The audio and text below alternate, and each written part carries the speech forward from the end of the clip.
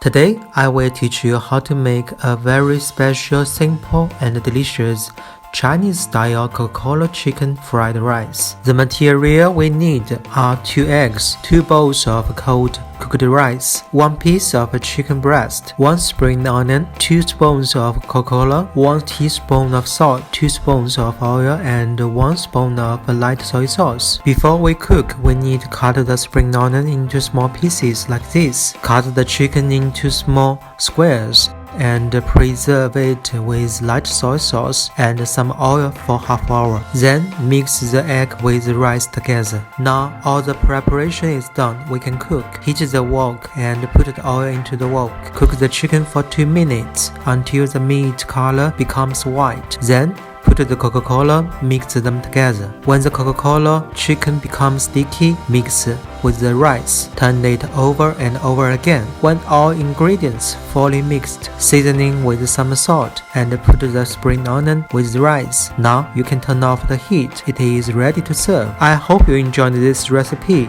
If you want more Asian-inspired recipes, please click subscribe below. Thank you very much for your watching.